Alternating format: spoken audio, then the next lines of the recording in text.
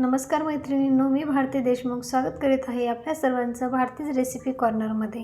आजची रेसिपी आहे पावभाजी आणि ही भरपूर टिप्स सहित मी ही रेसिपी आज घेऊन आलेली आहे। तर एकदम बाजारातला गाड्यावरच्या सारखी पावभाजी, इवन त्यापेक्षाही टेस्टी अशी पावभाजी आज आपण बनवणार आहोत। तर त्यासाठी व्हिडिओ शेवटपर्यंत बघा, त्याच्यामध्ये मी काही भरपूर टिप्स सुद्धा दिलेले आहे आणि झटपट अशी पावभाजी बनवण्यासाठी टिप्स आहेत ह्या। आणि झटपट ही पावभाजी बनवणार आहोत आपण, जास्त वेळ न लागता ही पावभाजी आपण बनवणार आहोत। बघा, लहान मुलं तर अशा सर्वच भाज्या खात नाहीत, पण पावभाजीमध्ये आपण त्यांना ज्या भाज्या आवडत नाही त्या सुद्धा भाज्या टाकून खाऊ घालू शकतो। मी तर देते बघा, माझ्या लहान मुलाला बीटरूट आवडत नाही, ते सुद्धा मी याच्यामध्ये त्याला टाकून देत असते, बाकी तर सर्व भाज्या तो खातो। बघा, इथे मी घेतलेला आहे 2 मोठे बटाटे चिरून घेतलेले आहेत, 2 ते 3, त्याचे वरचे साल काढून घेतलेले आहे आणि याच्या चिरून छोट्या फोडी करून घेतलेल्या आहे। त्यामुळे आपली पावभाजी पटकन शिजते, पटकन बनते।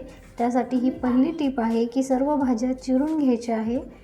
आणि इथे एक टोमॅटो घेतलेला आहे 1 वाटी चिरून, 1 वाटी गाजर घेतलेला आहे, 1 वाटी हिरवे मटार घेतलेले आहे, 1 वाटी फुलकोबी घेतलेली आहे, 1 वाटी पत्ताकोबी घेतलेली आहे आणि 1 वाटी घेतलेली आहे काकडी बघा, आणि 1 वाटी घेतलेला आहे बीटरूट।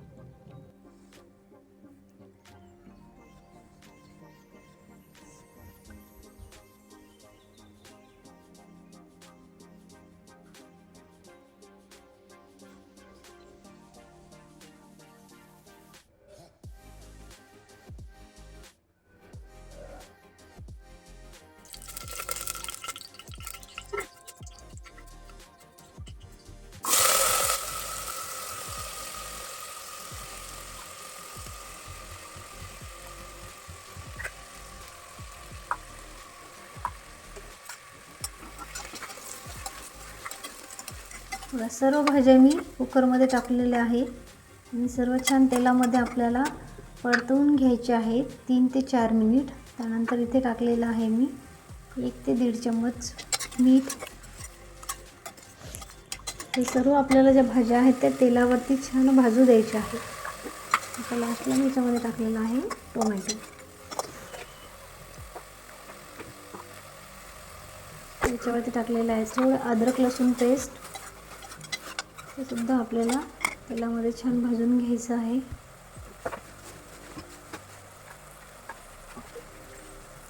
ह्या ज्या भाज्या आहेत त्याच्यामध्ये टाकलेला आहे 1 मोठा चमचा मी पावभाजी मसाला। त्या तेलावरती भाजल्याने काय होतं की त्याचे जे फ्लेवर, जो कच्चापणा असतो त्या भाज्यांचा, कच्चापणाचा जो फ्लेवर असतो तो निघून जातो आणि भाज्यांचा छान फ्लेवर त्यामध्ये उतरतो। तर मी 3 ते 4 शिट्ट्या काढून घेतलेल्या आहेत बघा, गरम पाणी टाकल्यामुळे पटकन शिट्ट्या झालेल्या आहे। आता इथे त्याच्यामध्ये जी चटणी बनवणार आहोत आपण, गाड्यावरच्या सारखी पावभाजी बनण्यासाठी बघा इथे ही ट्रिक आहे। 3 ते 4 लाल मिरच्या मी पाण्यामध्ये भिजवून घेतल्या होत्या 1 ते 1.5 तास। आता त्याची आपल्याला चटणी बनवून घ्यायची आहे। त्यासाठी इथे घेतलेले आहे काही अद्रकचे काप आणि काही लसूणच्या पाकळ्या। हे आपल्याला मिक्सरमध्ये फिरून घ्यायचं आहे, याची एक पेस्ट बनवून घ्यायची आहे।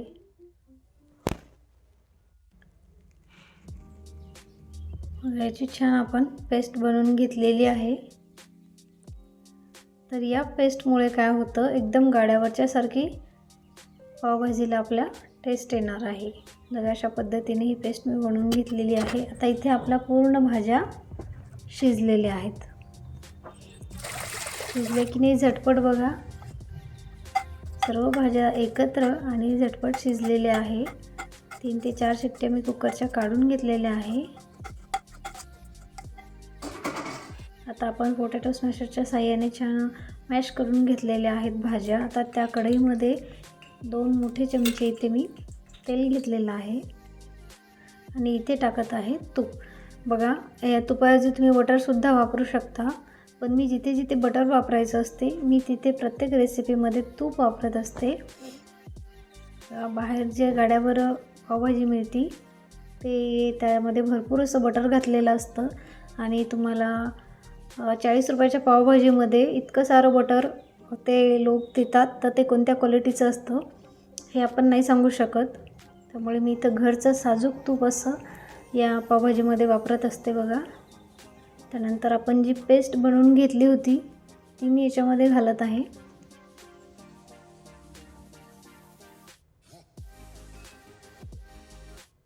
छान आपल्याला भाजून घ्यायचे तेलामध्ये.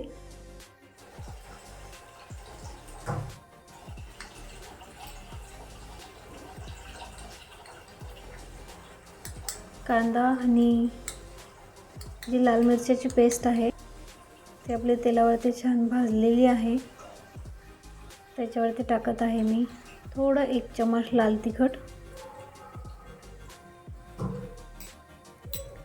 त्यानंतर किचन किंग मसाला 1 चमचा,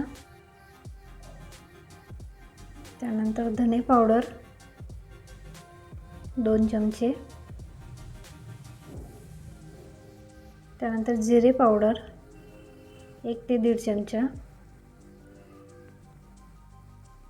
त्यानंतर टाकलेला आहे चाट मसाला,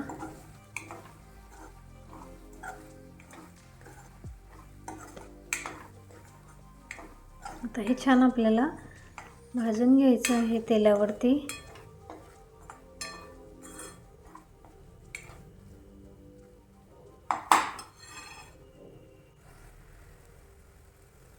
तर यामध्ये टाकलेला आहे परत एक मोठा टोमॅटो चिरून.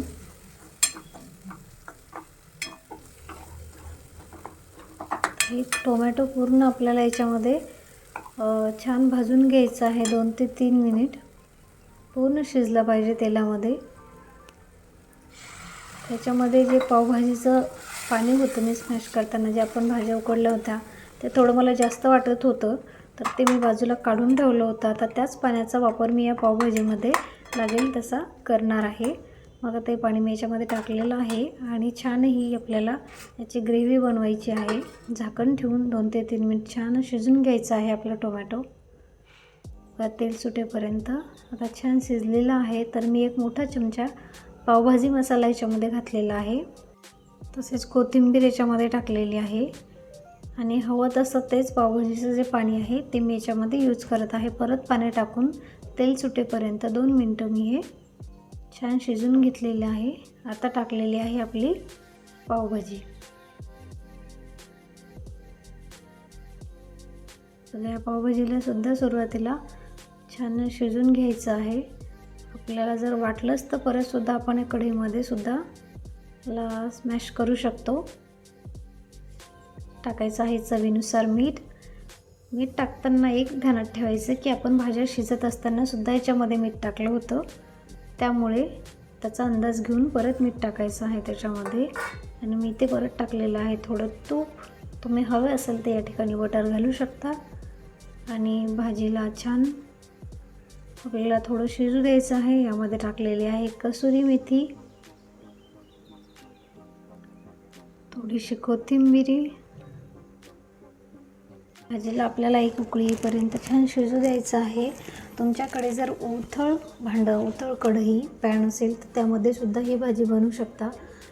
एकदम टेस्टी अशी ही भाजी त्यामध्ये बनते. मला तरी वाटते बघा, गाड्यावरच्या भाजीपेक्षाही ही भाजी अशी टेस्टी आणि छान झालेली आहे. कारण मी नांदेडमध्ये जिथेही पावभाजी बाहेर खाल्लेली आहे ती खूप जास्त आंबट अशी बनवलेली असते. त्यामध्ये खूप जास्त टोमॅटो प्युरी वापरलेली असते. तर पावभाजी आपली तयार झालेली आहे. तर आपण आता इथे मसाला पाव बनवून घेणार आहोत. तर त्यासाठी मी इथे एका पॅनवरती तेल टाकून घेतलं, त्यावरती कांदा भाजून घेतलेला आहे. त्यामध्ये टाकलेला आहे थोडासा पावभाजी मसाला आणि आपले ब्रेड छान भाजून घ्यायचे आहे. जर तुम्हाला नरम ब्रेड हवे असतील तर तुम्ही याच्या पॅनवरती थोडीशी पावभाजी टाकून त्या पावभाजीमध्ये सुद्धा ब्रेड भाजून घेऊ शकता. पण मला क्रिस्पी कुरकुरीत असे ब्रेड हवे असतात, त्यामुळे मी तेलामध्येच मसाला टाकून हे पाव भाजून घेतलेले आहे. अशा पद्धतीने मी ही प्लेट सर्व केलेली आहे बघा. एकदम टेस्टी अशी पावभाजी तयार झालेली आहे.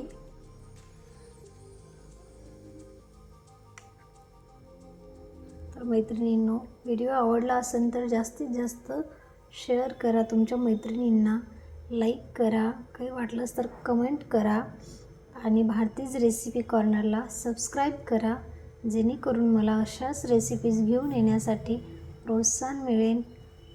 आणि भेटत राहूया आपण अशा चमचमीत, झणझणीत, टेस्टी अशा रेसिपी बरोबर. तोपर्यंत थँक्यू.